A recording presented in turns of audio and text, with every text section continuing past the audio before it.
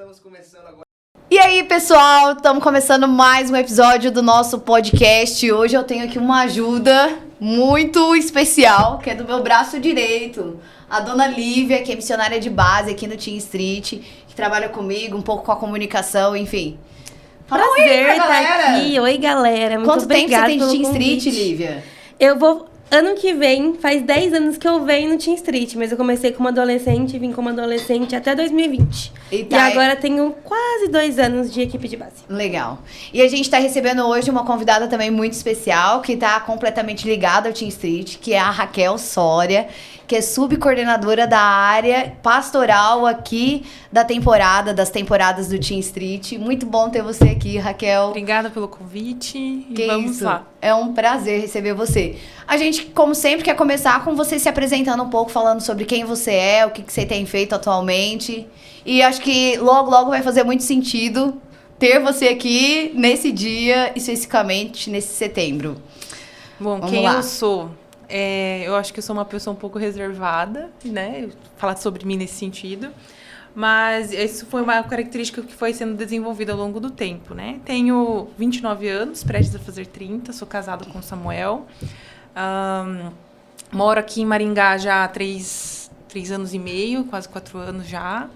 Vim para poder fazer mestrado aqui, e aí, já que o Samuel estava por aqui, acabei ficando e adentrando, né, depois na Unimissional, né, agora como professora na universidade também. E, enfim, né, estudo várias coisas dentro de grupos, psicodrama, saúde emocional, relacional principalmente, né, como que a gente tem saúde nas relações, e é mais ou menos por aí.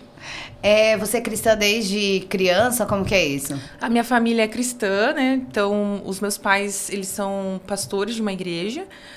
Meus avós também, tenho os avós maternos. Meu avô, na verdade, ele foi pastor durante algum tempo. Ele foi principalmente plantador de igrejas, então ele viajava numa Kombi com alguns irmãos da igreja, homens, assim, que eles iam para algumas cidades aqui do Paraná para mobilizar pessoas, para alguém dar um terreno, quem dava material de construção, e aí eles mesmos construíam algumas igrejas, né? Aí, então, eu tenho um pouco desse histórico. Da minha família, da parte materna, assim, de mulheres, na verdade, né? Desde a minha bisavó materna, tem muito essa questão do traço de oração, assim, né? Então, a minha bisavó materna, a minha avó materna e minha mãe sempre foram muito envolvidas em grupos de orações, assim, de mulheres, dentro da igreja e tal, né? Na área de intercessão. Então, tem um pouco dessa bagagem. Mas óbvio que isso não necessariamente poderia definir se realmente iria seguir e trilhar muito esses passos. Porque tem muito a ver com a experiência pessoal de cada um. Verdade. No Team a gente vê muito isso, né? Sim. Porque o Team é pra adolescentes cristãos, tipo, adolescentes que já estão dentro da igreja e tal. E não necessariamente essas pessoas que vêm já tiveram uma experiência com Jesus, uma decisão por Jesus e tal. E acho que também é uma coisa que a gente tem em comum, porque eu também nasci num lar cristão e a Lívia também nasceu num lar cristão. Acho que existem grandes privilégios no sentido de que você tem o conhecimento da verdade da palavra desde muito cedo, você tem acesso, né? Diferente de uma pessoa que não nasce num lar cristão. Mas também, ao mesmo tempo, não te protege ou não te garante em nada. Precisa realmente dessa experiência Pessoal, né? pessoal. E pensando nisso, você consegue definir assim, não, foi nesse ponto que não só a minha família era cristã, mas eu me decidi também a entregar minha vida por Jesus e tal. Você tem essa clareza ou só foi vivendo e... Eu tive alguns momentos, não consigo, assim, definir, foi específico isso, assim. Mas tem um momento específico que eu lembro que eu tava, assim, com muitos problemas em relação com meu pai, na época. E a gente tinha muitos embates, porque das minhas irmãs eu sempre fui aqui assumir um papel da advogada, né? Então, assim, às vezes o problema nem era comigo, mas aí eu via, assim, tendo desentendimento, e eu queria mediar de alguma forma aquela situação e acabava, às vezes, puxando o problema pra mim, porque eu não tinha habilidades, né, pra resolver aquilo, né? Coisas que às vezes eram das outras com meu pai. E aí, por conta desses embates, eu tinha muita dificuldade, assim, nessa questão de expressão de algumas emoções. Então, eu não conseguia necessariamente trazer de uma forma organizada aquilo que eu sentia. Então, eu sentia muita raiva dentro de mim. E aí, muitas vezes, isso me corroía muito. E aí, por conta disso, né, eu fui tendo algumas experiências no grupo de jovens, né, na igreja. E aí fui tendo experiências com livros, principalmente. Então, Deus começou a falar comigo através de livros, assim, cristãos, falando sobre... eu lembro um específico que falava sobre a bem-aventurança. Então, foi uma das coisas que me marcou muito nessa fase. E teve um momento específico, assim, que eu lembro, que eu tinha muita raiva, e raiva de mim, principalmente. Porque eu tinha raiva de não conseguir lidar bem com as situações nesse sentido, com esses conflitos e tal. E lembro que nesse momento eu tava me rejeitando muito, tava me odiando muito. Até o meu nome, eu tinha raiva do meu nome, assim, né? Falava assim, nossa... O que significa seu nome? Ovelha. Só que hoje tem um sentido que Deus ministrou comigo nessa fase. Porque, assim, uma das minhas irmãs tem um nome que significa rainha. A outra tem lá que significa pacto. Me sobrou ovelha! Pacto com Deus. E a outra, Ana, né, que significa pequena graça. E aí tá aí a ovelha, sacanagem, né? E aí foi um momento, assim, que Deus foi ministrando comigo aquela passagem que fala que a ovelha, ela ouve a voz do pastor. E aí isso foi começando a ministrar muito meu coração nesse sentido, assim, que meu nome tinha um sentido, um significado de ter essa sensibilidade, de ouvir a voz do Senhor, que Deus estava dando isso pra mim, né? Por isso que meu nome foi isso. Então foi um momento de eu ressignificar principalmente o meu nome. Foi a partir daí que algumas coisas começaram, acho que, a se reorganizar dentro de mim, nesse sentido de existência, de sentido de vida e propósito, assim, da vida. E quantos anos você tinha? Acho que tava ali nessa faixa dos 13, 14 anos, assim, fase da adolescência, assim, bem no início da adolescência. Essa figura da ovelha, do pastor, é muito presente na Bíblia em vários momentos, né? Há pouco tempo, o pastor da minha igreja ministrou sobre isso e, tipo, eu fui impactada de uma forma muito diferente, assim, dessa relação de cuidado e de dependência da ovelha, de como... Porque Jesus é o pastor, né? Ele se coloca nesse lugar e ele chama a gente de ovelha. E esse cuidado constante, tipo, essa atenção constante. Então, realmente, uma relação muito especial. Você tocou nessa coisa do pai, do relacionamento com o pai. A gente já, nos outros episódios, mais pessoas também tocaram nesse ponto. Eu lembro que o Felipe disse que a experiência de conversão dele teve muito a ver com isso, dessa virada de chave, de não enxergar Deus só como Deus, Senhor da vida dele, mas como pai, o pai perfeito e tal. E acho que essa é uma boa pergunta, assim. Você teve questões com seu pai. Você consegue enxergar se de alguma forma isso afetava a sua visão de Deus? Porque a gente, desde, sei lá, criança, muito cedo, a gente ouve que Deus é o nosso pai, né? E aí, às vezes, essas experiências que a gente tem com o nosso pai, terreno, dão uma embaçada, assim, nessa coisa de como é Deus como pai. Você acha que isso aconteceu com você? Sim. Ou você conseguiu separar bem? É que meu pai, ele, assim, ele tem uma certa característica, assim, que ele é muito engraçado ao mesmo tempo, piadista, e ele é muito intelectual, ele tem umas sacadas muito boas, então é uma coisa que eu admiro muito nele. Só que, ao mesmo tempo, ele, por conta dessas sacadas que ele tem muitos argumentos fáceis para poder convencer, assim, o ponto de vista dele tá mais certo do que o seu. Então, isso era uma coisa, assim, que ficava tentando lutar contra ele, e às vezes eu colocava isso com Deus também. Eu achava, assim, que nada do que eu pudesse expressar, Deus iria validar aquilo dali. Então, foi uma das coisas que eu acabei realmente colocando muito. Então, às vezes eu tinha um olhar para Deus, assim, de uma forma um pouco punitiva, que ele ia me punir de qualquer forma e não era válido nem genuíno o que eu estava sentindo. E hoje, claro, isso modificou muito. Essa minha percepção era uma das coisas que eu tinha um pouco de medo, às vezes até de confessar pecados em oração. Tinha muito medo, porque eu achava assim que, nossa, se eu falar isso aqui em oração... Nossa, ia ser um embate, não um acolhimento. Exatamente. E foi uma das coisas que eu precisei ressignificar, esse olhar sobre... Na verdade, se ressignificar, não.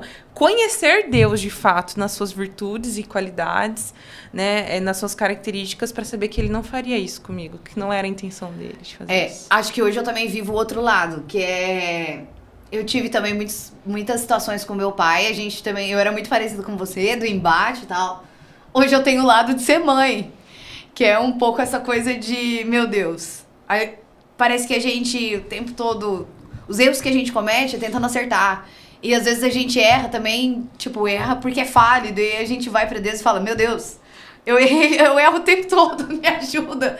Então acho que tem essa coisa também, de a maturidade, o tempo passa, e aí a gente olha pros nossos pais com um olhar de mais misericórdia, esse entendimento de que eles também são imperfeitos como a gente. Acho que isso também... não justifica, mas alivia essa carga, né? Sim. De que os nossos pais não são perfeitos mesmo, e perfeito é Deus e tal.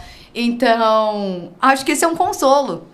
pros pais, né? Que às vezes na adolescência é tudo tão intenso, mas o tempo passa, como se a poeira abaixasse e a gente consegue enxergar com um pouco mais clareza, tanto os nossos pais, como a nossa parte também nas coisas, enfim, como a gente também foi limitado naquelas fases mais turbulentas do relacionamento, enfim. E vale tanto pra pai como pra mãe, né? A maior parte das pessoas tem questões com os pais, mas algumas também têm questões com as mães, enfim. E eu acho que a maturidade dos dois lados ajudam com o tempo, isso... Eu diria, eu amo meu pai, pai, eu te amo, mas a gente ainda discorda de muita coisa. Mas a gente briga muito menos, assim, por causa dessa maturidade que chegou, de tá tudo bem também a gente pensar diferente.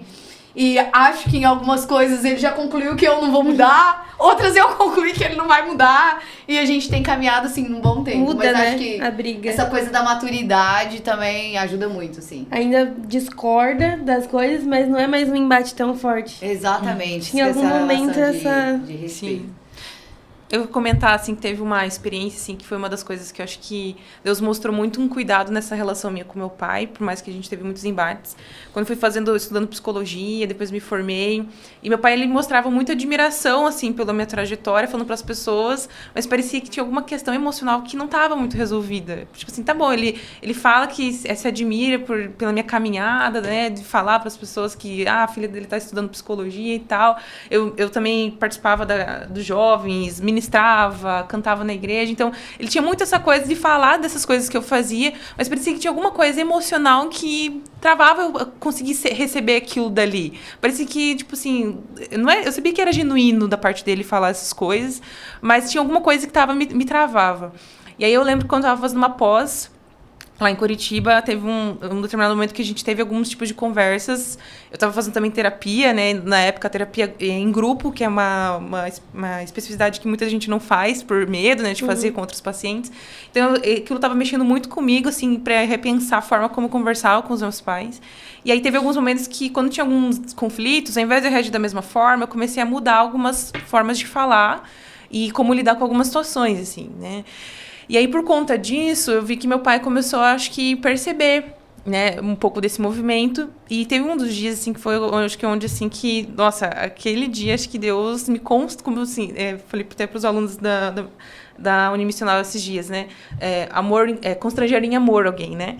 Foi quando eu me senti constrangida em amor naquele dia. Foi quando eu estava estudando na cozinha, lá na mesa da cozinha. E meu pai chegou...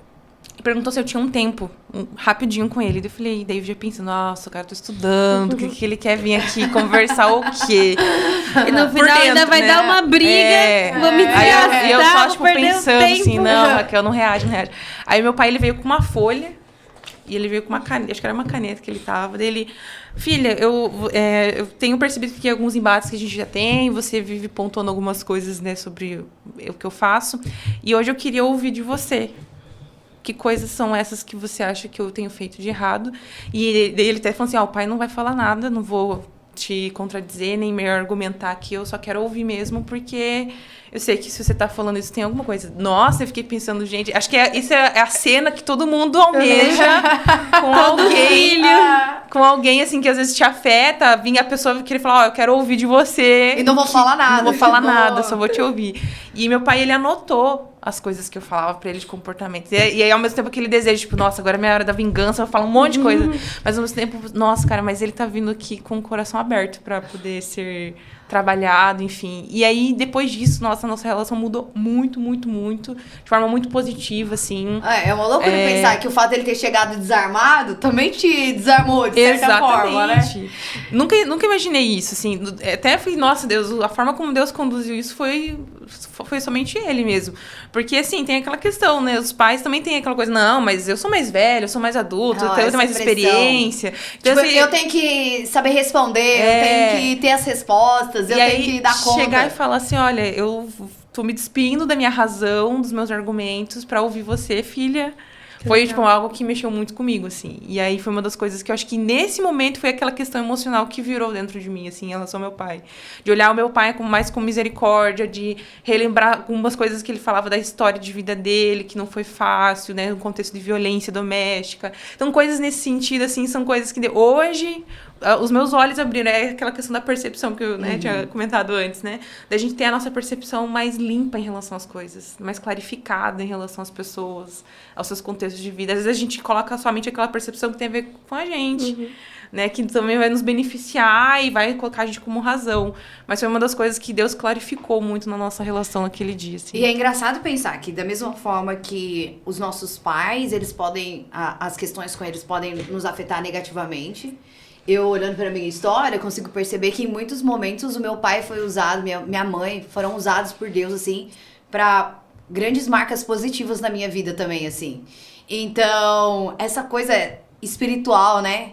Acho que uma vez eu ouvi isso, né? De que você é mais ferido pela pessoa que você mais ama. Então, a gente também precisa ter esse olhar de que, opa, peraí, não é só ferida. Essa relação também tem coisas positivas, né? Então, isso é muito legal. Acho que a gente vai acabar voltando nesse ponto dos pais daqui a pouco, mas eu quero voltar um pouco atrás. Você disse que a sua experiência de conversão foi ali na sua adolescência. Essa é uma coisa que eu acho que todo mundo que foi entrevistado tinha em comum, de que a gente teve uma experiência com Jesus ainda na adolescência. As experiências muito diferentes, mas a adolescência era um período muito... Sim, o incomum ali, é o período da decisão. Mas eu também queria saber, tipo, essa coisa da psicologia na sua vida. Foi uma coisa fácil, tipo, é psicologia, eu vou fazer essa faculdade e tal? Ou foi um processo um pouco mais... Porque a adolescência, né? Tudo é muito intenso. Sim. E, sei lá, essa pressão de que às vezes você tem que decidir coisas tão importantes pro resto da sua vida. Depois a gente cresce, a gente acha que... se eu quiser mudar de profissão, eu mudo, né? Mas na adolescência a gente não tem essa visão. Não. Acho que o que eu decidi vai ser o fim da minha vida. Não, e se eu errar, eu vou ser um eterno fracassado. Tem que decidir e tem que estudar o bastante ainda pra bancar a decisão. Exatamente. Bom, quando eu tava com 17 anos, eu tava bem decidida a fazer física. Não é educação física, é física. Como a pessoa sai de física pra humanas? Por favor, era aqui na minha cabeça. Mas assim, eu sempre tive uma história um pouco com a matemática. Acho que na 7ª série, todos os bimestres eu tirei a nota máxima. Então eu sempre me destaquei em alguns momentos na área mais de contas, assim. Embora hoje, sim, vai me perguntar, não lembro, vai não. Vai ter adolescente assim, pedindo oração pra você. O cérebro já descartou. Matemática pra você abençoar adolescentes que têm essa dificuldade. Então, e aí, assim, eu tava querendo física porque hoje eu entendo isso, que eu me encantava pela forma como o meu professor de física dava aula. Ele demonstrava muita paixão por aquilo dali. E aí hoje eu vejo que, na verdade, eu queria física, não era física em si. Eu acho que eu queria aquilo dali que ele tinha. Que era falar com paixão aquilo que você estuda, aquilo que você trabalha. Você acha que isso aconteceu com você? Hoje sim, hoje eu tenho essa paixão de falar sobre o que eu estudo, alguns assuntos e tal. Mas era mais ou menos isso. Só que eu achava que era física. E aí, a sorte, né, que teve uma irmã da igreja, assim, que era uma amiga da família, que ela tinha uma amiga que conhecia alguém que fazia, uma psicóloga que fazia orientação vocacional. Era uma psicóloga que acho que era até da PIB, lá de Curitiba. E ela tinha um projeto de orientação vocacional gratuito para alguns jovens, para adolescentes especificamente, aos sábados. E aí, essa colega indicou eu e um amigo meu lá da igreja. Aí eu fiz lá algumas sessões com ela, né, para poder responder questionários, fiz algumas dinâmicas e tal. E aí deu 4 opções na área de humanas, principalmente, né? Deu teologia, filosofia, assistência social e psicologia. E aí eu fiquei pensando, em física da onde? Né? Tá onde física? Porque eu tava assim, muito segura que eu ia fazer física, e eu já tava bem decidida. Aí depois que teve esse momento, que eu acho que foi mais ou menos em maio daquele ano, assim, tava chegando próximo às inscrições do vestibulares. E eu falei, nossa, agora eu vou ter que escolher alguma dessas, porque parece que eu tenho habilidades com essas coisas. Mas eu queria física.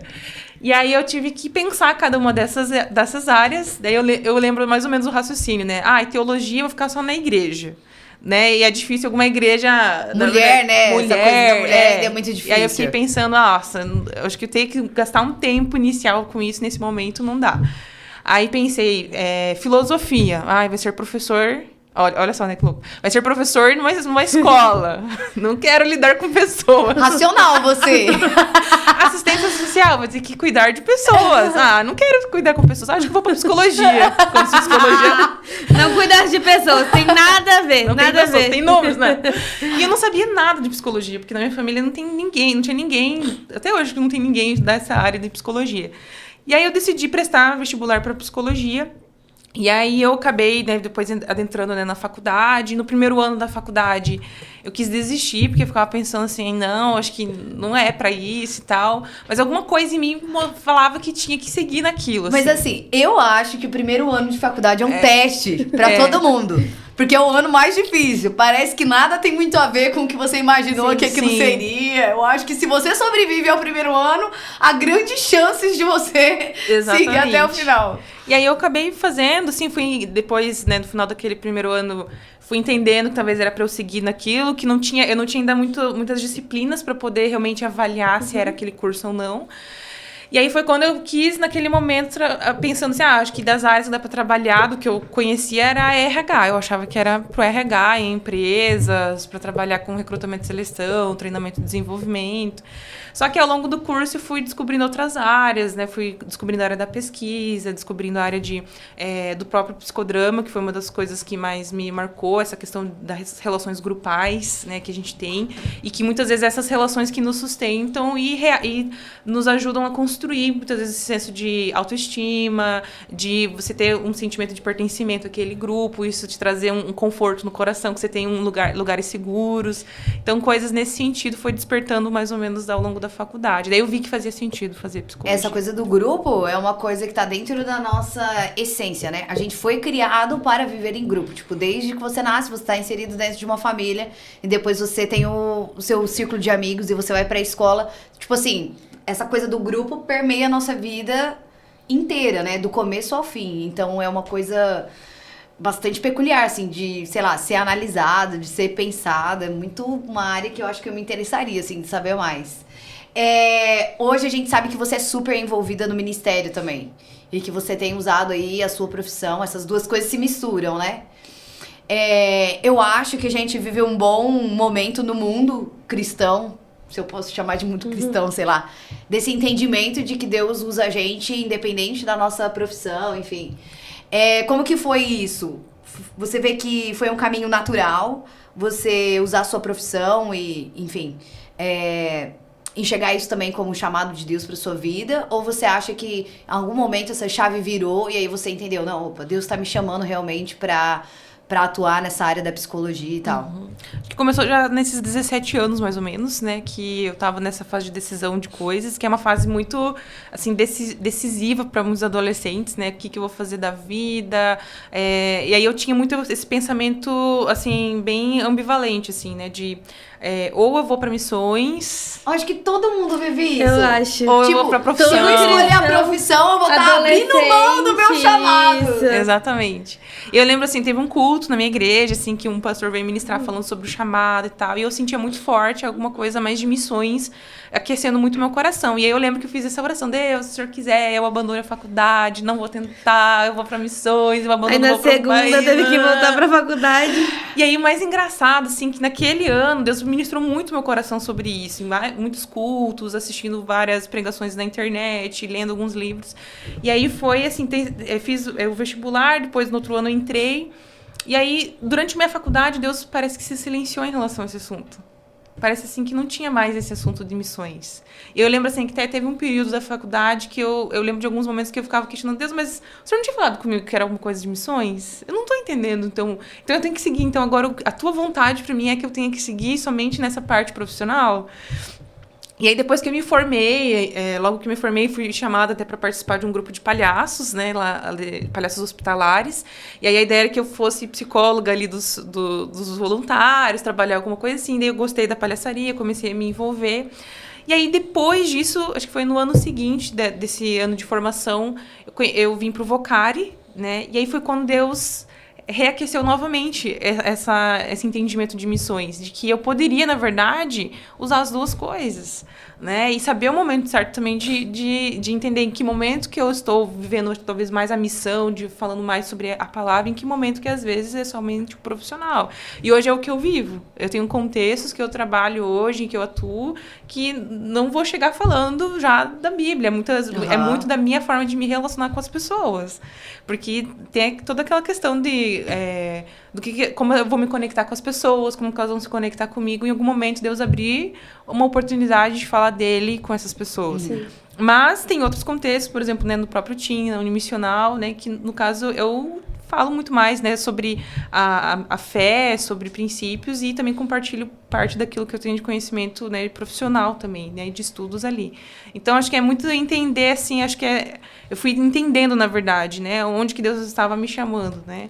Hoje, assim, não sei, né, eu tenho essa compreensão que eu acho que eu nunca iria viver integralmente em missões e também nunca vou viver integralmente somente para um trabalho formal e tal. Eu vejo, assim, que tem essas duas coisas, vão caminhar juntas comigo e aí é saber de que forma que eu vou expressar cada uma das coisas. E quando a gente é adolescente, vai escolher aquilo que a gente quer fazer, é uma linha reta, né? 8 ou 80. Isso, a gente escolhe, não, eu vou fazer faculdade, vou me formar nessa profissão, e aí da hora que eu sair da faculdade até o dia que eu me aposentar, eu vou viver essa linha reta dessa profissão. E é muito interessante que eu acho que com ninguém acontece assim. Você se forma, você vai pra uma área e não gostei, eu vou trabalhar em outra coisa. Não, agora eu vou viver um pouco mais de missão, e é essa linha... Acho que a gente também é meio confrontado com essa coisa de que tem coisa que a gente, tipo, tem muita convicção. Não, eu tenho certeza que é isso. Mas essa coisa de Deus jogar xadrez, assim. Porque a gente olha muito a curto alcance. Sim. Deus tá olhando a divisão panorâmica e enxergando todas as possibilidades. E uma coisa que você falou, e que também eu acho que é uma coisa importante da gente frisar, é essa coisa do silêncio de Deus, né? Durante minha faculdade parece que aquilo silenciou e tal. Às vezes a gente é hiperestimulado, né? O tempo todo tem coisa falando com a gente. E aí o relacionamento com Deus não é assim. As respostas de Deus também não são imediatas às vezes. Sim. Tipo, Deus não fala no nosso tempo. E aí acho que essa coisa de caminhar, ainda que a gente não esteja enxergando, ainda que a gente não tenha as respostas, é parte da vida cristã, assim. Quem tem maturidade na fé não é só guiada, tipo, por aquilo que Deus não vai falar com a gente assim. Nossa, acho que é quase uma heresia. Eu acho que Deus pode falar com a gente todos os dias. Mas nem sempre sobre o assunto que a gente quer, da forma como a gente quer, e dando as respostas que a gente quer. O plano inteiro, né? Exatamente. Assim, ó, vai ser A, B e C, você completa essa, você vai pra essa, e tá aqui, ó, até o final. E eu, olhando pra minha adolescência, acho que essa era uma das angústias. Eu queria que Deus me desse o plano.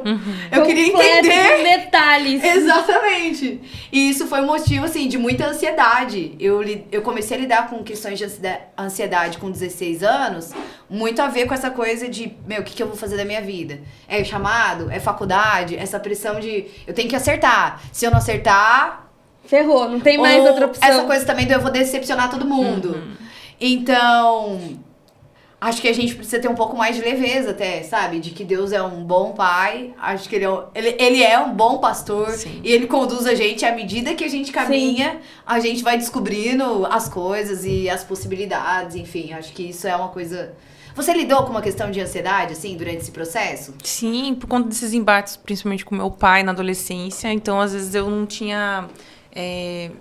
essa facilidade, às vezes, de elaborar o que eu sentia. E aí, às vezes, eu tinha muitas crises mais sozinha no quarto, assim, né? Crises de choro. E às vezes eram choros, assim... Aquele choro que se faz assim... Não sai nada do som, porque você fica, assim, correndo por dentro. O grito fica entalado. E aí, eu lembro, assim, que eu ficava chorando. Tinha noites, às vezes, que eu acordava e ficava pensando muito nos conflitos. E chorava. Então, tinha muito essa questão de um sofrimento muito solitário, assim, né? E aí, assim, até... E é impressionante, né? Que você pode estar inserido dentro de uma família, pode ter amigo, mas quando você tá lidando com questões assim, você tem essa sensação de solidão, assim. Sim. Essa coisa da... Você tá sozinho, assim. Pode ter uma multidão em volta de você, mas Sim. esse sentimento da solidão é uma coisa... Desculpa te interromper. Não, mas é isso mesmo, assim. É muito forte essa parte da solidão e tem muito a ver com a percepção, né? Que eu falo, né? Eu acho muito essa questão da percepção incrível, assim. Tem até um post, eu tava até revendo um post que eu lembrei que os primeiros posts de adolescente, quando você posta, tem um post da Mafalda falando assim, né? O pai dela, acho que falando assim, tem muitos problemas de visão. astigmatismo, daí começa a falar, né, daí ela fala, e raiva, com raiva a gente não enxerga direito. Né? E era muito isso que eu sentia muito. Eu tinha raiva e essa raiva não me permitia ver algumas coisas e fazia eu lidar e sofrer sozinha. Eu lembro que até nessa fase também me afastei um pouco da minha mãe, comecei a me frustrar muito com a minha mãe, não queria ter esse momento de conversa com a minha mãe. E eu lembro que eu tinha escutado uma palavra, né, ministração no YouTube, assim, e aí eu lembro que falava um pouco sobre essa questão, né, da família, eu já não lembro quem que era que ministrou. E eu lembro que eu cheguei a pensar assim, nossa, mas por que eu não posso contar com a minha mãe? Por que mesmo eu não posso contar com a minha mãe? Tipo assim, por que eu não posso falar mesmo pra ela? Por que eu tô vendo a minha mãe dessa forma? E aí foi mais ou menos nessa época que eu vi esse post, né, da Mafalda falando disso. Nossa, eu acho que eu tô permitindo que os sentimentos... Eu olho as coisas e as pessoas com sentimentos de uma intensidade muito maior do que talvez deveriam. E aí foi quando eu comecei também a modificar a minha relação com a minha mãe com maior confiança, compartilhar um pouco mais coisas dos meus sofrimentos com ela. E isso começou a trazer um pouco mais de leveza também em algumas situações. Quando eu ouço alguma coisa assim, eu lembro muito daquele versículo, que o coração das pessoas é enganoso. Eu acho que quando a gente deixa o nosso coração, a nossa vida ser dominada pelo sentimento, a gente tem essa dificuldade de enxergar as coisas com clareza. Sim. Acho que passa um pouco por isso. Você já teve uma questão de ansiedade? Sim, a primeira crise de ansiedade que eu tive foi estudando para um vestibular. Eu passei por um processo diferente, porque enquanto as minhas amigas e os meus colegas de classe estavam tentando descobrir o que eles queriam, eu, assim, do fundamental, eu já tava, não, vou fazer direito, vou fazer direito, vou fazer direito. Então, eu não tive essa dúvida quando eu cheguei, né, no terceirão e tal, mas eu tinha esse receio de não conseguir passar na faculdade que eu queria. Então, eu tinha as minhas 3 faculdades que eu queria passar.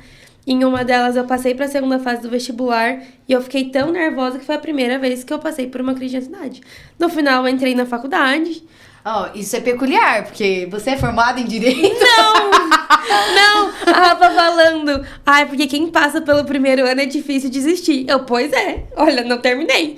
Eu fiz 1 ano de Direito, 1 ano e pouquinho. Palavra de sabedoria da minha parte. 1 ano e pouquinho, mas meu 1 ano e pouquinho já foi, assim, completamente empurrada. Na primeira semana... Aí eu enfrentei meu Deus, acho que eu errei. Então eu não lidei com a dúvida, eu já lidei com o erro. Mas eu... E como foi isso de falar pra sua família, olha, gente? Então, lembra que... Sabe aquela certeza que eu tinha? Então, não tenho mais. Foi progressivo ou você chegou e soltou a... Eu acho que eu cheguei... A primeira coisa era que eu tinha passado numa faculdade longe da minha família. Então eu tive que me mudar, viver esse processo... de, assim, ser independente com 17 anos. Eu era uma criança em uma outra cidade. E aí deu a pandemia, voltei pra casa. E aí a minha primeiro sentimento é não é que eu não quero direito. Eu não quero essa faculdade. E aí eu voltei a estudar pra passar em outra faculdade e fazendo ainda o direito. Até que um dia eu cheguei na minha mãe e falei, eu realmente não gosto. E eu acho que ela foi muito eu também tenho 1 ano de Direito. Mas é só 1 ano, acabou minha participação ali. Nesse sentido, acho que meus pais não me pressionaram, mas ela me pediu pra continuar, porque eu não tinha um próximo passo. E ela, tenta, finaliza esse 1 ano. E aí eu fiz estágio, eu participei de congresso, eu escrevi artigo, eu fiz tudo que eu podia fazer. Eu esgotei todas as chances de gostar. E aí, no final, por sabedoria, assim, de Deus, meus pais olharam e falaram, tá bom, vai fazer o quê? Super nova também, né? Muito nova. Por que não trocar? Porque eu entendia também, sabe, da vida adulta, do trabalho. Acho que nesse sentido, o estágio, né, eu fui testar as coisas, eu fui testando. E aí eu vi que eu realmente não queria aquilo. Mas olha, desculpa, mas eu tô me sentindo na obrigação de defender o direito. Porque se eu e você é desistente... Olha, eu quero dizer que minha melhor amiga, a Juliana, é formada em Direito, tem usado Direito pra glorificar o Senhor. Então, se você quer Direito, não desiste. Também é uma ótima faculdade, vai dar bom. Eu quero... É que eu não me via no Direito. Eu também não me via. Eu gostava até de estudar e tal. Não era um problema estudar. Mas quando ia pra... O que eu vou fazer depois disso aqui? Eu pego esse diploma e faço o quê? Aí eu me vi, meu Deus, não é aquilo que... Eu acho que eu não seria ruim, entendeu? Eu ia trabalhar e tal, Mas aquilo não fazia parte do que o Senhor tinha me feito, assim. Não cabia naquilo que eu via como dons que o Senhor me deu. Amém. E eu não me sinto... E aí, é aquela luta, né, de você... Porque pra mim era a pior situação, né? Eu passei numa faculdade pública, estudei muito pra isso. E aí, no final, eu nem queria mais. Então, essa fase do lidar com um erro... Né, eu ainda era uma adolescente, tinha 17 anos. Acho que esse é um ponto. A gente ri das coisas agora... E eu tinha essa percepção. Mas na época, meu Deus... É uma tragédia. E tá tudo bem ser uma tragédia, porque eu acho que tem a ver com a estrutura emocional, de experiência que a gente tem. E eu tinha essa consciência, eu tanto tive essa consciência, que eu passei a escrever vários bilhetes pros meus filhos, nessa fase de 15 anos, 16 anos, falando desses dramas que eu tava vivendo. E nos bilhetes dos meus filhos, eu dizia, eu vou ficar adulto, e eu vou achar que os problemas de vocês não são tão graves... Porque depois você realmente... Hoje a gente... Sim. Em pouco tempo. A Lívia não faz tantos anos assim. Não. Mas hoje você olha pra trás e com mais experiência de vida... Você já não vê que essa gravidade toda numa coisa que tava acabando... Parecia que ia acabar o mundo. Mas naquele momento era tudo que eu tinha de vida, né? Era exatamente. Porque tá tudo bem. A sua família até é o núcleo familiar. Então, a sua mãe e seu pai. Eu não tinha muitas responsabilidades. Tipo... Trabalhava, mas também não era sustentar a casa. Então, aquilo era mais ou menos tudo que eu tinha de vida. Então, foi, na época, meu Deus. E acho que vocês trouxeram duas coisas. Eu também, dentro da minha experiência, olho pra isso, né? Essa coisa que a Raquel trouxe de, poxa, que momento que eu deixei de contar com a minha mãe, né? Como a gente tem dificuldade de abrir as nossas coisas pros nossos pais nessa fase, assim. De falar, vamos tomar um café aqui. Eu tô sentindo isso, eu preciso de ajuda nisso... Tipo assim, por que é tão difícil, né? Você vai conversar com todo mundo tem essa dificuldade. É impressionante. É que a gente... É aquela questão do 8 ou 80. Ou a pessoa ela é boa, ou ela é ruim. Às vezes, no caso da adolescência, tem muito esse olhar. Né? Ou as pessoas são muito boas e acolhedoras com a gente, ou as pessoas são muito ruins, malvadas, querem o nosso mal. E dentro da família, isso é muito mais intenso ainda. Se inflama ainda mais. Na adolescência, o nosso espírito crítico tá lá. Porque a gente quer se diferenciar. A gente quer, na verdade, reconhecer quem a gente é independente. Não quer ficar pensando, eu sou somente uma réplica do meu pai e da minha mãe. A gente, na adolescência... Romper, né? Eu quero, quero ter minha individualidade, minha identidade diferente. Eu acho que até contra, né? Eu acho que até a própria experiência da conversão é um pouco disso. Esse momento de definir, peraí, esse é o Deus dos meus pais, mas eu quero que esse seja o meu Deus também. Sim. Acho que tem a ver também com essa... Sim, exatamente, essa experiência individual também, nesse sentido, né? O legal de ter, no caso da família, a família ela vai trazendo algumas bagagens interessantes nesse sentido, né? Da fé e tudo mais. Mas é muito melhor a gente também ter nosso próprio relacionamento com Deus nesse momento, né? Claro. Eu fiquei pensando aqui, né, essa questão de, por que começou tal curso, fez tal coisa, eu fiquei lembrando da história de Davi, né? Quando ele é ungido e consagrado a ser rei, ele não é consagrado imediatamente. Sim. Ele não assume o reinado imediatamente. Mas para ele, Deus tinha mostrado qual era o propósito dele. Qual foi o caminho dele? Ele foi para vários lugares. Ele foi para deserto, foi para caverna, em vários outros contextos. E nossa, mas não era para ele ser rei? Mas em cada um desses contextos, Deus precisava amadurecer algumas coisas dentro dele para ele poder estar naquele lugar. Né? Então, acho que muitas vezes, fiz um ano, fiz um estudo aqui, eu acho que é descartável. Não, Deus preparou o teu coração em alguma coisa ali. Em algo você cresceu, em algo você amadureceu, em algo Deus tratou o seu coração naquele momento, para que quando você realmente esteja no lugar onde Ele tem planejado você para cumprir o propósito, tem a ver justamente com você ter amadurecido em outros contextos que, se você fosse jogado direto ali, você colocaria por água abaixo tudo aquilo que ele tinha planejado. Sabe? E mais uma vez essa questão do grupo, né? Porque por onde Davi passou, Deus foi preparando ele através dos grupos, das pessoas que ele... E assim, Deus estava tratando e preparando Davi, mas... simultaneamente, porque Deus é um pai perfeito que ama todo mundo como se não houvesse outra pessoa a dedicar amor. Então, assim, não é que Deus amava mais Davi. Deus amava todo mundo. Deus amava Saul. Deus amava o pai de Davi, que não acreditou que ele seria rei. E Deus estava investindo em todo mundo, né? Simultaneamente, né? E isso é muito... legal de pensar, de que às vezes a gente, sei lá, como adolescente, a gente acha que a gente é o centro do mundo, né? Eu tinha isso, tipo, Deus tá me forjando, Deus tá me provando no fogo Mas também existe um trabalho de Deus acontecendo com as pessoas ao nosso redor, né? Então, o seu pai deu uma aula sobre paternidade quando ele teve essa posição de hoje eu só vou te ouvir. Porque... E esse também é um trabalho de Deus na vida do seu pai, né? Sim. Então, acho que essa consciência de que, poxa, meu filho tá passando por uma questão de ansiedade, depressão... em vez da gente, dos pais, essa coisa do desespero, opa, o que Deus tá também trabalhando na minha vida, no meu caráter, através das situações. Sim. Essa coisa de um Deus que trabalha em grupo, no grupo e no individual, tudo junto ao mesmo tempo. Exatamente. É uma coisa muito legal, assim. Isso tem muito a ver com os papéis, né, que Deus vai nos dando ao longo do tempo, né? Então, por exemplo, assim, você que é mãe, você tem 2 filhos. Só que você tem o Irã e tem a Sara, né? Cada um deles tem idades diferentes. Não é porque você já teve uma experiência com o Irã numa determinada idade, que a Sara tá tendo também agora, que vai ser a mesma coisa, que você tem a mesma... Vai usar os mesmos recursos com ela. Porque ela é uma pessoa diferente, ela é uma menina, né? Ela tem uma forma de olhar e gostos totalmente diferentes. Então, assim, até os pais... Isso foi uma coisa que eu tive que ter esse entendimento, assim, em relação aos meus pais. Que até hoje eles estão aprendendo a ser pais de adultas... que eles não têm essa experiência. Eles estão tendo agora essa experiência de serem pais de adultas. Entende? E aí eles estão tendo essa experiência de pais, né?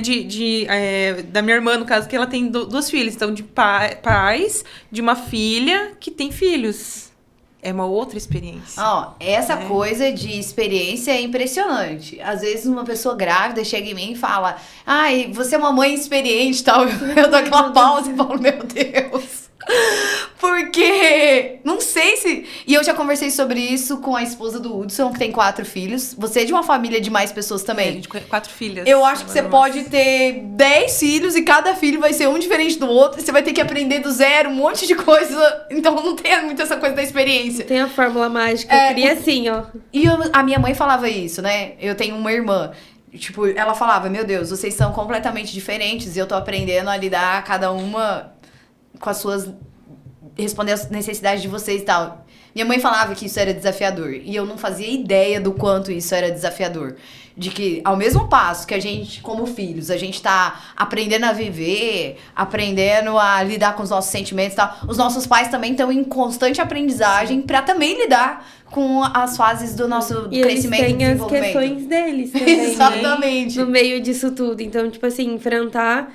eu tenho as minhas questões, mas meus pais também. Em algum momento, a minha família passou por uma situação e a minha mãe precisou de um amparo psicológico. E aí, na minha mente, uma adolescente vivendo com uma mãe que estava precisando de um amparo psicológico. Graças a Deus, não era uma coisa tão extrema, mas ela estava passando ali pelas suas questões. E entender que, naquele momento, ela também estava limitada. E ser filha, não buscar um papel de mãe, porque eu não tinha, mas compreender a humanidade dela, né? Sim, acho que é justamente, acho que vai começando a ter uma clarificação de, da mesma forma como fui alcançado por misericórdia, eu posso estender essa misericórdia até por aqueles que eu achava que deveriam ser, talvez, experts, mais super-heróis, né? Super-heróis. Essa Você falou, né? Mesmo dentro do grupo, essa coisa da experiência pessoal que a gente tem com Deus, ela é importantíssima, ela é vital e tal. Essa foi uma palavra que eu ouvi no dia do meu casamento. O pastor que estava fazendo meu casamento disse: olha, vocês não vão amar um ao outro porque vocês são amáveis. Vocês vão amar um ao outro se vocês amarem a Deus sobre todas as coisas. E Ele vai capacitar você. Acho que quando a gente tem um relacionamento com Jesus, um relacionamento com Deus, a gente é capacitado por Deus a amar as pessoas e ter esse olhar de misericórdia, de generosidade, quando o outro tá se sentindo fraco e tal. E às vezes é fácil ter isso pelo outro, fora do ambiente casa. Não, então, na família a gente é muito mais desafiável. E aí não, meus pais, eles precisam ser super-heróis, super fortes, responsáveis o tempo inteiro. Então, ter esse olhar de, tipo, ele é um ser humano também. Sim. Ele tem as batalhas dele com Deus, ele tem as batalhas emocionais dele.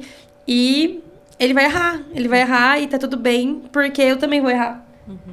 E acho que é justamente ter esse olhar, porque assim, quando a gente vai falar sobre saúde mental, saúde emocional, tem muito a ver com essa questão da saúde relacional. Como eu lido com os conflitos do outro, como eu lido com os meus conflitos e sei compartilhar isso com as outras pessoas. Tem uma estratégia que eu uso, assim, que isso me diminuiu muito algumas coisas dessa dificuldade de compartilhar alguns desafios meus, assim. E que muitas vezes era isso que fomentava pensamentos assim de muito sofrimento psicológico. Justamente, às vezes, quando eu estava sofrendo com algo, eu chegava com algum amigo e falava, olha, eu preciso desabafar só, eu não quero ouvir nada hoje, eu só preciso que você me ouça. E deixar claro pra pessoa o que eu espero dela. Ou às vezes tinha situações que eu falava, olha, eu tô precisando tomar algumas decisões, isso tá me gerando muito sofrimento, muita ansiedade, muita angústia, então eu vou compartilhar algo e preciso de um conselho seu, o que você acha disso? Então a gente saber deixar claro para um e pro outro, sim, o que a gente espera do outro quando a gente compartilha um sofrimento nosso. Porque muitas vezes acontece, já ouvi muito disso, assim, das pessoas falarem, eu não vou falar porque sempre tem um pitaco. É que se eu compartilho alguma coisa, alguém quer ficar dando pitaco, que eu tenho que fazer aquilo. Então deixa claro pro outro o que você quer e espera do outro naquele momento. O que o outro pode fazer pra você naquele momento que você está se vulnerabilizando. Eu acho que isso ameniza muito alguns problemas e a gente pode ter aberturas, canais de escoar esse sofrimento ou aquela intensidade, né, de sofrimento. Né? Eu não sei se eu tô certa no que eu vou dizer agora, mas às vezes até ter um pouco a nossa expectativa calibrada em relação ao que as pessoas podem nos ajudar. Eu e o Felipe, a gente teve algumas decisões importantes na nossa vida e a maior parte dos nossos amigos tinham a nossa idade e tal. Então, o nível de experiência de vida que eles tinham era semelhante ao nosso. E foi um momento assim que a gente, peraí, dentro das pessoas que a gente conhece, quem são pessoas mais experientes que possam nos ajudar, nos aconselhando, nos dando alguns direcionamentos e tal. E a gente foi muito abençoado, a gente procurou um casal que servia aqui no Teen Street e que foram, assim, uma bênção na nossa vida em nos dar conselhos que vinham assim, de pessoas mais experientes que tinham uma visão mais ampla, talvez, das situações, que estavam fora ali do olho do furacão, porque as pessoas muito próximas às vezes estão ali, não muito conseguem enxergar. Né? Exatamente. E eles tiveram esse olhar de fora. Então, assim, como é saudável, às vezes, a gente não ficar só olhando para aquele pequeno núcleo, tipo, das pessoas mais próximas, mas às vezes olhar com mais intencionalidade em quem são as pessoas que podem compor essa rede de apoio, exatamente. No começo eu disse que faria muito sentido ser em setembro, porque a gente tá no Setembro Amarelo, que é o mês de prevenção ao suicídio, e a gente tá aí propondo alguns conteúdos, alguns dados pro nosso público aqui do Teen Street, tanto adolescentes, pais, líderes de adolescentes. E eu acho que a gente já falou sobre várias coisas nesse sentido da saúde emocional, da experiência pessoal, de como as coisas interferem na nossa vida emocional. Nem sei se dá pra falar vida emocional, porque a gente é ser humano inteiro, enfim. Mas uma coisa que eu falo e gosto muito de falar, e eu queria que a gente entrasse mais nesse assunto agora, é que ninguém acorda um dia e tipo, vou me matar, quero tirar minha vida. Acho que essa é uma boa pergunta. Vocês, nós três, nascidas em lar cristão, em algum momento vocês já tiveram esse pensamento de, poxa, eu não quero mais viver, eu quero desistir, ou eu quero, enfim... Nem sei se a palavra é pensar no suicídio, eu acho que pode ser também. Mas eu acho que nunca você começa pensando no suicídio em si, né? Você começa com... eu não queria viver isso, tô desmotivada. Não quero acordar amanhã. Vou ficar o dia inteiro aqui. Esse é um ponto. Mas você já pensou? Não quero mais viver? Sim. Eu acho que essa coisa do temor me acompanhou, mas em muitos momentos que eu lidei com a questão da depressão e tal... Eu orava, eu ia passar a noite porque eu não dormia, mas eu dizia, Deus, se der pra não acordar amanhã, se der pra não amanhecer o dia, valeu, assim. Eu sempre tive o costume de escrever, então tem vários devocionais que, tipo, eu não aguento mais, eu não quero mais.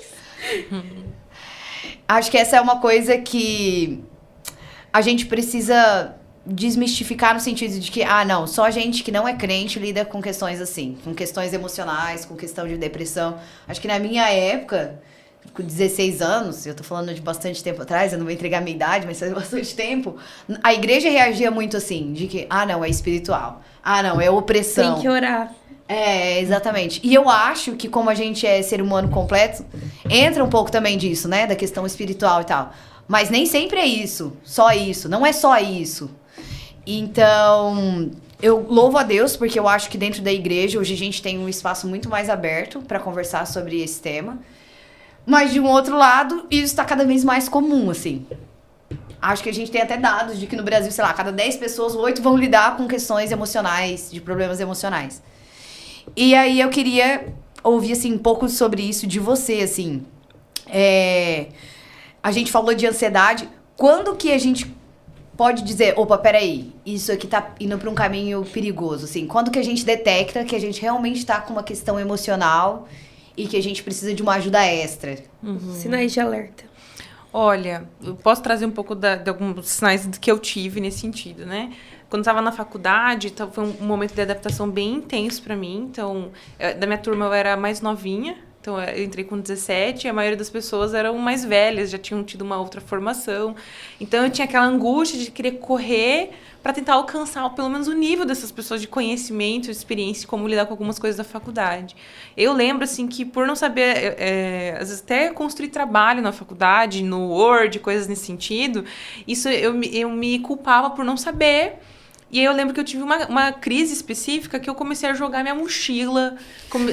Assim, as coisas da minha mochila abria e jogava e tacava um monte de coisa, assim, de muita raiva, né? E eu lembro que até minha mãe presenciou esse momento, assim, né? E eu não quis ir pra faculdade porque eu não estava sabendo lidar com aquilo dali. Mas tinha muito um senso de autocobrança muito forte, nesse sentido de ter que estar no mesmo nível dos outros colegas. E tinha muito essa questão de, nossa, eu não tenho a capacidade, competência, tenho um mínimo de conhecimento de lidar com uma ferramenta que eu vou precisar usar para mexer durante a faculdade.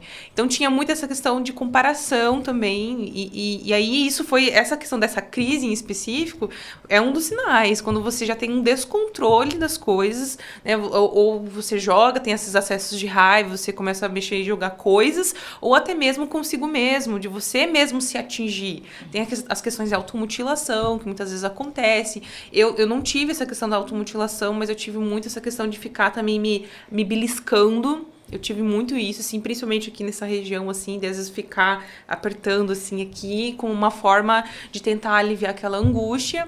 E, então, assim, são algumas coisas, quando a gente vê aqui aquela preocupação, né, que tá na nossa cabeça, aquela forma de perceber as coisas, elas estão tão grandes a ponto de também domina a mente, né? Isso. Tipo, esse domínio da mente. A questão do sono também, eu lembro, assim, que eu tinha muita dificuldade também, às vezes, de adormecer, porque ficava pensando muito, minha cabeça ficava pensando e processando todas as situações. E hoje, né, eu vejo assim, nossa, eu ficava no looping, na verdade. Eu ficava revendo a cena e ficava alimentando aquele sentimento de raiva ou frustração, decepção em relação, né, por exemplo, meu pai ou alguém, né, irmãs, enfim, olhando algumas pessoas nesse sentido, e ficava só revendo a cena, nunca pensando assim, tá, mas o que eu poderia fazer diferente? O que eu posso lidar, né, daqui pra frente, para poder resolver isso dentro de mim, né, porque tem, né, conta-se, né, uma história... Sem capacidade, né, de poder fazer a gestão do que você tá... sentindo, né, conta-se, né, uma história, assim, né, de dois monges, né, tinha um senhor, um monge mais velho, estava acompanhando um monge mais novo. E aí eles tinham essa questão, assim, né, da purificação, que eles tinham coisas que eles não podiam fazer e tal, porque era pecado, era impuro. E uma dessas coisas que eles não podiam, né, tomar vinho, não podiam cortar o cabelo e não podiam tocar, né, em uma mulher. E aí eles estavam num lugar bem retirado, e aí eles estavam caminhando, né, porque eles tinham esse tempo de caminhada e troca. E aí, nesse caminho, né, o monge, né, mais velho comentando sobre valores, virtudes, o que nós temos que fazer de certo, não, errado e tal. De repente, chega uma índia, né, até na história que fala isso, mas, né, uma indígena, enfim, que ela estava com os pequenos trajes, que é cultural da tribo. Uhum. E ela não sabia se comunicar direito e falava assim, apontava que precisava passar para o outro lado do rio. Mas ela não conseguia passar. E aí o monge mais velho rapidamente arregaçou as mangas, pegou ela no colo, atravessou ela do outro lado, deixou lá do outro lado e voltou. Nesse momento, o mais jovem pensou, gente, olha que horrível, esse monge querendo todo esse momento querer me ensinar coisas e querendo tocar numa mulher. Olha o jeito que ele tocou nessa mulher, nos trajes que ela estava. E aí ele ficou com aquilo dali, já não querendo mais nem respeitar o que o monge falava. Eles caminharam por mais umas horas. E aí, só que esse monge, né, ali, aprendiz, em silêncio. E aí o monge mais velho percebendo, mas falando em determinado momento, o monge mais velho fala assim, percebi que você tá mais quieto nesses últimos passos, né? O que tá acontecendo? Dele, bom, agora que você me perguntou, eu vou te falar. Eu tô inconformado ainda como você pegou aquela mulher e pegou ela no colo ainda. Olha o jeito que ela nem estava vestida e você pegou ela daquela forma. E aí você querendo vir falar pra mim sobre virtudes, sobre condutas corretas. E aí o monge fala assim, eu deixei ela do outro lado do rio, você ainda continua carregando ela? E é uma história nesse sentido que, às vezes, assim, a gente não consegue deixar algumas coisas do outro lado do rio. Uhum. Que, às vezes, precisariam só ser resolvidas. E aí a gente fica carregando aquilo, e remoendo, e revendo. E, às vezes, a gente não se distancia pensando, tá, isso já aconteceu, e agora como que eu vou lidar com isso? Então, um dos sinais é justamente quando a gente fica imerso naquele sofrimento e na percepção desse looping das coisas, dessa intensidade emocional do que aconteceu, vai sempre assim, nunca muda. Mas muitas das coisas têm a ver como eu mudo a forma de eu lidar com as situações. Né? É como se a gente fosse uma laranja, um limão, ou qualquer outra fruta, e a vida fosse um espremedor. O que vai sair é o que está no nosso coração. Se eu sou um limão, o que a vida vai espremer vai sair um limão. Se a vida me espremer, se eu for uma laranja docinha, vai sair um suco de laranja. Então tem a ver com como a vida vai trazendo algumas situações e como é que o meu coração reage em relação a elas. Tem um versículo que é muito famoso e a gente até vai postar aqui nesse mês, que fala, né, não andem ansiosos por coisa alguma, mas apresentem os seus pedidos a Deus, tal. A gente conhece muito essa parte, mas normalmente a gente não segue mais pra frente, porque Paulo tá dando pra gente uma lição valiosa ali. Que ele tá dizendo, ocupem a mente de vocês com tudo que for de boa fama. Então, assim, não é só não anda ansioso e cuida da sua espiritualidade. Também tem um passo 2, né? Que é, tipo, ocupar sua mente mesmo. Às vezes, essa é uma boa pedida, assim. Uhum. Não ficar tão fixado numa coisa que já passou, já próxima. Você não tem a resposta. Forçar a romper o ciclo do pensamento, né? Exatamente. Você trouxe essa coisa dos sintomas, né? Acho que também uma coisa que é legal de dizer é que nem pra todo mundo é igual, né? Então, pra você foi assim. Eu lembro que eu tive essa coisa foi engraçado até. A minha primeira coisa que eu cortei foi o cabelo. Eu tinha o cabelo comprido igual hoje e eu cortei um Joãozinho, assim. E eu fiquei com essa mania de que eu cortava tudo. Então, eu cortava a unha todo dia. Tudo eu queria cortar e essa coisa de me lavar. Eu queria lavar a mão o tempo todo, eu queria tomar um monte de banho por dia. Parece que pra aliviar alguma coisa, me livrar de alguma coisa, enfim. E eu tenho um grupo de 10 amigas, a gente convive há uns 10 anos. Acho que todo mundo já passou por alguma questão de ansiedade, de questão emocional. E todo mundo era um diferente do outro, assim. Sim. Algumas coisas em comum, mas algumas coisas muito diferentes, mas uma coisa que todo mundo tinha em comum é essa falta de capacidade de lidar com aquilo que tá acontecendo, assim, essa falta do controle sobre as emoções, assim, é uma coisa que eu vejo que deixa bastante claro, assim. No Teen Street, dentro da temporada, a gente tem essa área do aconselhamento e graças a Deus a gente tem tido alguns profissionais de psicologia. Mandar um abraço para Elisiane, da PIB de Curitiba, que tem trabalhado com a gente tantos anos. Sim. Agora a gente também tem a Aninha, que tá chegando na equipe mais recentemente, aluna do último ano de psicologia. Você que caminha com a gente há tantos anos. Mas eu queria também que você trouxesse um pouco disso. A diferença entre um aconselhamento e um atendimento psicológico, assim, porque são duas coisas muito diferentes. Uhum. Se diz isso dentro da temporada? Como que seria? Acho que pode ser geral. Você pode mencionar o que é o trabalho da temporada, mas também pra vida, assim. Porque às vezes a pessoa pensa assim, não, mas eu já sou acompanhada por um pastor. Uhum. Mas às vezes isso é muito importante. A gente não tá dizendo que isso não é importante. Isso é muito importante, mas às vezes você também precisa de um acompanhamento profissional. Uhum. Então, assim, fala um pouco pra gente sobre a diferença. Colocaria assim que o aconselhamento bíblico, né, o aconselhamento, ele tem muito a ver, o nome já sugere, eu vou receber algum conselho, eu vou ouvir de alguém alguma coisa que vai me ajudar a tomar alguma decisão ou até mesmo a pensar uma forma de lidar com as coisas. Na psicoterapia, a gente pode ter algum processo que a gente chama de psicoeducação, que seja nesse sentido de pensar a estratégia de como lidar com algumas coisas, mas na grande maioria a gente vai estar dando espaço, né, para que o sujeito, a pessoa, ela possa expressar os seus pensamentos, seus sentimentos, e ela mesma poder clarificar algumas coisas para ela. Então, a gente não vai trazer as respostas para ela, né? Ou não vai trazer assim, olha, tá aqui, você tem que seguir isso daqui, né? A gente vai tentar entender, deixar a pessoa se expressar primeiro, ter esse espaço, como se tivesse uma oportunidade, né? De tempo e espaço para que ela pudesse não ser tolhida naquilo que ela, né, pensa, o que ela sei lá, vê e percebe das coisas da vida. Então, é muito comum, assim, no processo psicoterapêutico, a gente ouve muito mais, né, a pessoa e a gente faz mais perguntas, né, porque essas perguntas é a pessoa que vai chegar a algumas conclusões, né. E aí tem alguns tipos de intervenções que a gente vai fazendo, tem as técnicas, algumas coisas nesse sentido, que é para justamente clarificar, né, aquele sentimento e tudo mais. No aconselhamento, a gente pode ter alguma coisa, às vezes, nesse sentido por conta de quem está fazendo o aconselhamento, às vezes ter essa maturidade, experiência e trazer alguma coisa nesse sentido. Mas muitas vezes vai estar pautado justamente no conselho próprio de vida, o que eu fiz, você pode fazer desse jeito, brana. E na psicoterapia você explora muito mais como colocando a pessoa para ela poder olhar os caminhos, o que ela vai decidir, né? Ou como que ela lida com as coisas na vida do dia a dia, né? Uma coisa que a gente sempre fala é que o Teen Street não é igreja e não quer ser igreja, né? Eu acho que o Teen Street, ele não é nem uma coisa e nem outra. Nem é esse acompanhamento pastoral, porque aqui é muito pontual. Sim. E realmente o adolescente, o staff que está sendo atendido aqui numa área de aconselhamento, precisa voltar para sua igreja local e ser acompanhado por um pastor, por um discipulador. E na mesma medida também não é um atendimento psicológico, assim, de terapia. Porque eu já fiz terapia, a Lívia faz terapia, acho que você faz terapia. Não é o tipo de coisa que você resolve em uma hora de conversa. É uma coisa mais a longo prazo. Assim também como a questão do discipulado, do aconselhamento pastoral, né? Não é o tipo de coisa que você vai uma vez e resolveu. Pronto, é uma caminhada. Tudo claro. Ali. Exatamente. São essas diferenças, mais ou menos essas diferenças, assim, legal, né?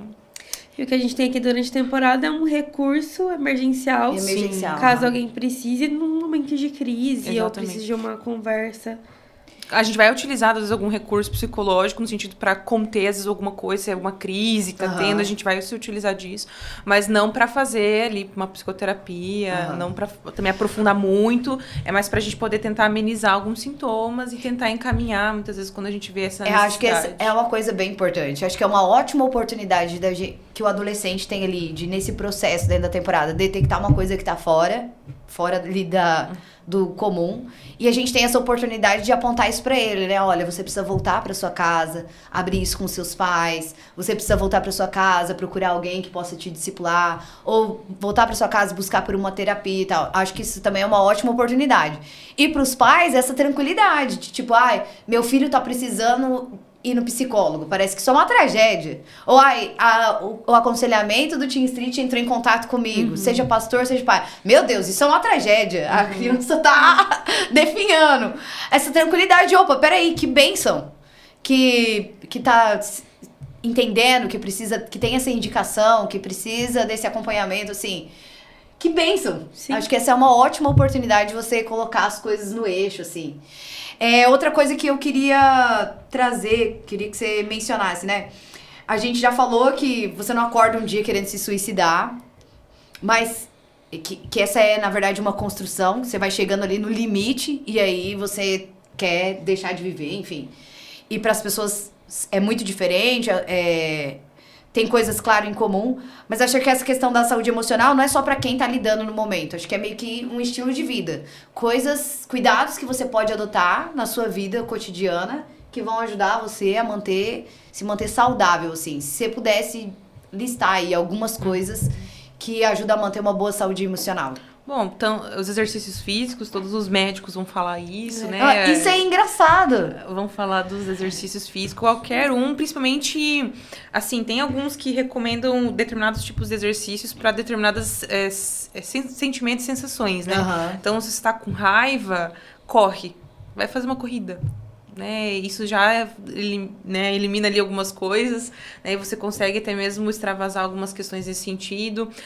Às vezes está com uma crise de ansiedade, às vezes pode ser interessante você dormir Claro, nem sempre dá, né, essa Nem possibilidade, tá no meio, tá numa Não pode crise ser por no meio de trabalho. remédios, Eu lidei né? 8 anos com depressão. Eu tive fase que eu só dormia e tinha fase que eu não dormia. Né? Então, assim, o sono, ele é muito importante, porque através do sono o nosso cérebro faz toda uma limpeza, né, de toxinas, né, no nosso cérebro, e a gente também tem a capacidade de fazer a renovação, né, a consolidação das memórias no hipocampo, né, que é uma região do nosso cérebro importante, e essa regulação emocional, né, acontece principalmente quando a gente tem o tempo necessário de sono, né, nesse sentido. E eu já ouvi dizer também que tem que ser no período da noite. É engraçado como Deus é perfeito, né? Que existem regulações hormonais ali que só acontece se você dormir no período certo, assim. Sim. No período da noite. Principalmente a questão da melatonina, né? Vai sendo liberada à noite. Então, você tem algumas questões. Também não sou muito especialista nessa parte, né? Neuronal, só trago aquilo que eu já estudei. Mas tem essa importância do sono, que ele ajuda bastante. A questão alimentar também, né? Então, aí tem os especialistas que vão trazer determinados alimentos, né? Aí o que eu vou falar é uma coisa que me ajuda muito. Alimentos que têm triptofano, no café da manhã, principalmente, me ajudam a diminuir a ansiedade ao longo do dia. Que alimento que tem isso, mulher? Então, que legal. Mas é o que, mais ou menos? É a primeira assim? vez que eu tô ouvindo essa palavra. Então, o triptofano tem alguns alimentos como banana, aveia, tâmaras e outros alimentos nesse sentido. E quando a gente come, o nosso organismo, o nosso intestino, inclusive você tem uma questão que o intestino hoje é considerado o segundo cérebro. O cérebro Isso é muito emocional, na interessante, verdade. Né? Porque em torno de 70% da nossa serotonina é produzida no intestino. É com aquilo que a gente come.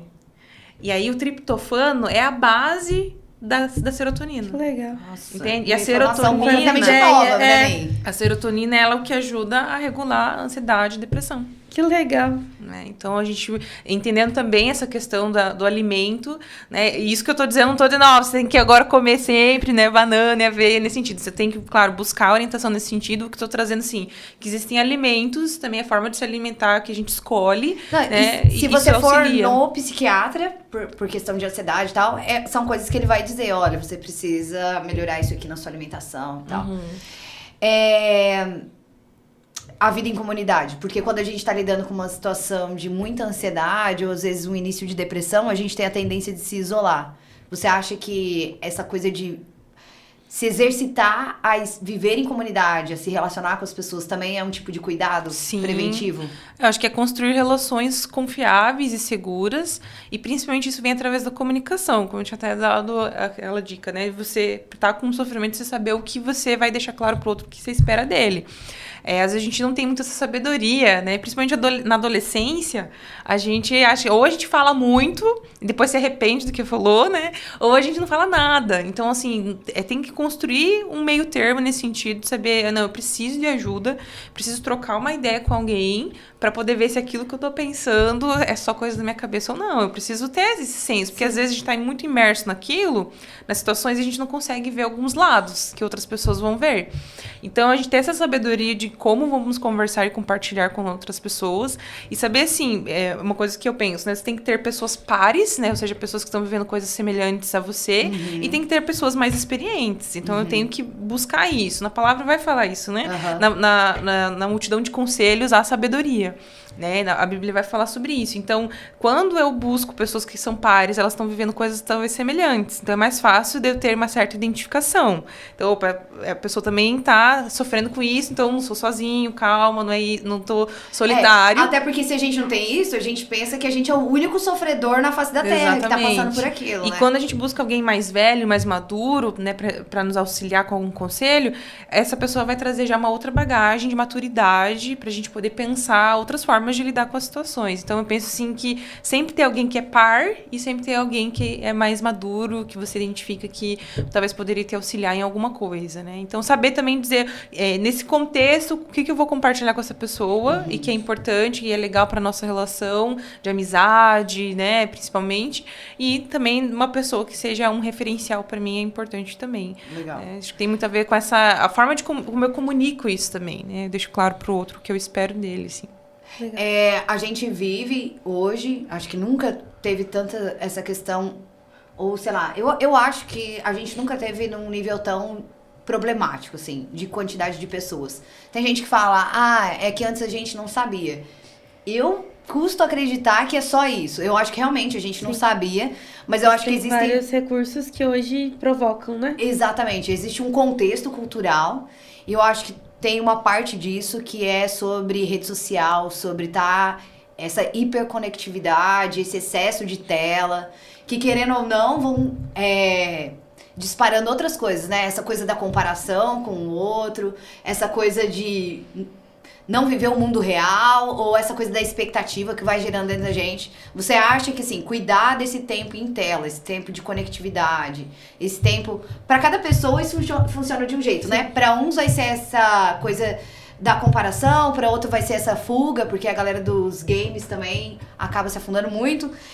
Você acha que cuidar do tempo que você passa ali conectado é uma forma de prevenção também. De saúde emocional? Claro, porque no caso ali você falou da comparação, isso acontece muito. Você vai vendo vários stories de várias pessoas, até famosas, né, que você vai seguindo.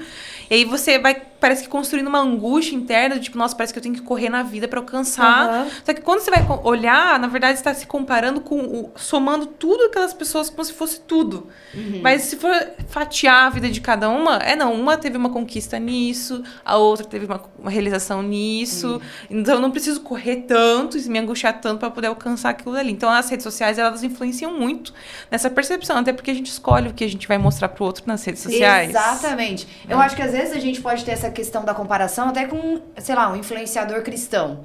Você olha pra vida dele, meu Deus, eu sou muito diferente dessa pessoa, eu nunca vou chegar lá e tal. Mas ele tá mostrando uma parte. Às vezes, e tudo bem, ninguém precisa ficar postando os dramas pessoais o tempo todo. Acho que isso nem é saudável. E crescer em maturidade de entender isso, né? Sim. A pessoa postou uma parcela da vida dela, mas é outra pessoa ali do outro lado vivendo as questões dela também. Exatamente. Tem algumas coisas que, por exemplo, me ajudam, que eu faço isso porque outros especialistas já orientavam, né? De vocês ficar algum período sem ficar mexendo muito no Instagram, por exemplo, né? Sem ficar ali muito nessa conexão. Então, eu fico algumas horas, às vezes, sem ficar mexendo, olhando outras coisas ali que eu no caso, trabalho, tenho que ficar lendo artigo. Então, às vezes, até imprimo artigos, né? Pra ficar lendo, pra sair da tela. É uma delícia, né? Dá uma grifada, dá uma lotada. Então, assim, acho que é poder pensar em algumas estratégias nesse sentido, né? O vídeo rápido também influencia, né? Na questão da ansiedade. Sim. E tem doenças que ainda estão sendo estudadas, que estão vindo disso, né? Dessa coisa do cérebro não ter profundidade em nenhum tipo de informação e tal. Enfim, a gente não vai se aprofundar nisso agora. Acho que ter horário para as coisas, né? Tipo, você tem horário para acordar, você tem horário para ir pra escola. Por que não ter horário para mexer no celular? Sim. Não, mas tá sendo muito caxias. O que eu tô dizendo é uma coisa que recentemente eu comecei a praticar, que é, sei lá, 9h30 da noite eu paro de mexer no celular, porque minha cabeça tem um tempo pra dar aquela acalmada, de eu ter um sono um pouco melhor, enfim. Fazer a higiene do sono, né? Sim. Acho que é o conjunto da obra, né? Às vezes você tá assim, não, mas é que eu não durmo porque eu não consigo dormir. Mas você tá lá, você fica deitada. Então, acho que é o conjunto da obra mesmo. Às vezes não consegue dormir porque tá o quê? Pensando muito. Então, se tá pensando muito, uma estratégia escreve. Pega uma folha, um caderno. Eu ia comentar isso agora. Escreve. Uma boa parte, assim, da minha terapia, quando foi escrever minhas orações, assim. Eu sei que para as pessoas, às vezes, é um diário e tal. No meu caso, foi escrever as minhas orações. E, às vezes, era, tipo, escrever o que eu tava sentindo. Sei lá, eu tô muito ansiosa, tô me sentindo angustiada e tal. E o simples fato de você colocar pra fora aquilo ali já traz um alívio, assim. E nós, como cristãos, temos uma grande vantagem, que é colocar diante de Deus as coisas que estão causando sofrimento pra nossa alma e tal. Você falou do versículo, né?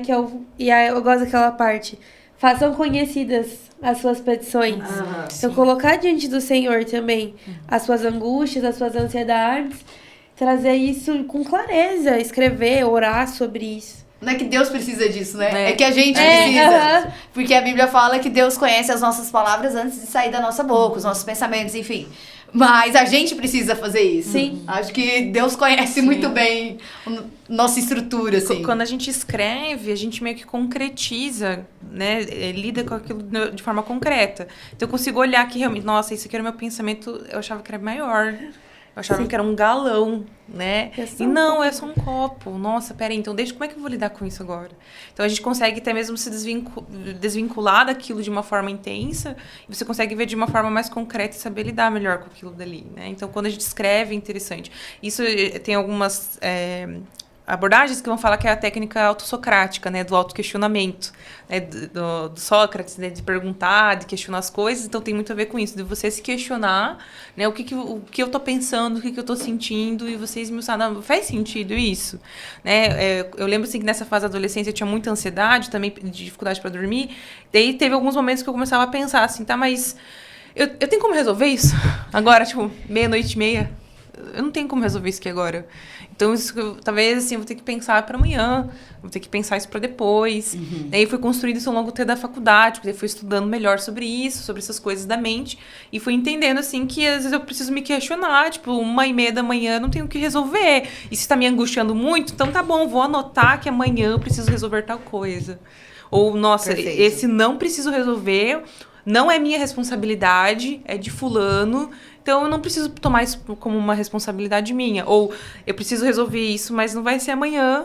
Eu preciso pensar depois, em outro momento, com mais clareza, como resolver essa situação com determinada pessoa, porque preciso amadurecer o que eu vou falar, como que eu vou expressar o que eu tô sentindo. Então, essa questão do escrever, muitas vezes, auxilia muito e me ajuda muito também. Às vezes eu tenho uma coisa pra dizer pra alguém, eu abro o bloco de notas e eu escrevo o que eu queria dizer pra pessoa. E com esse simples exercício, e lendo ali, eu já falo, opa, peraí, metade disso aqui não precisa. Mas é legal que isso meio que ajuda você a digerir algumas coisas, assim. E aí você fica mais organizar tranquilo. o pensamento, né? Porque pra escrever você precisa ter uma pequena ordem ali. Você vai construindo algo, já vai organizando. E eu acho que você se ouvindo, até você você consegue avaliar melhor se aquilo precisa realmente ser super valorizado ou se é uma coisa mais tranquila, enfim.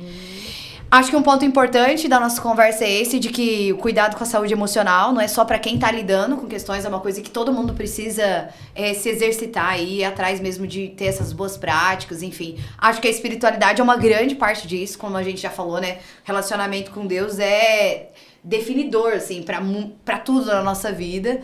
Mas nosso tempo tá chegando ao final e eu queria que você, pensando nisso, de que saúde emocional é pra todo mundo, que a gente precisa realmente estar... Qual é o conselho que você daria, assim? E ouvindo você falar agora no final, né? A gente fala muito, na adolescência e tal. Acho que é uma coisa que você pode aprender na adolescência, mas é o tipo de prática que você vai levar pro resto da sua vida, né? Essa coisa de, às vezes, perceber, opa, peraí, eu não consigo resolver isso agora. Então, assim... Não sei se Deus elimina a nossa ansiedade. É muito mais sobre a gente aprender a lidar e aprender a perceber e levar ela pro lugar certo, enfim. Sim. Que conselho você daria pra todo mundo que tá ouvindo a gente?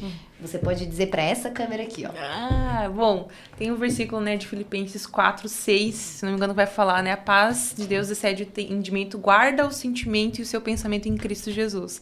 Então, isso é uma das coisas que eu, né, gostaria de deixar, então, pra você que está nos ouvindo, nos assistindo, de que você pode levar os seus sentimentos e os seus pensamentos em Cristo, que Ele vai guardar e vai trazer paz em relação a isso, né?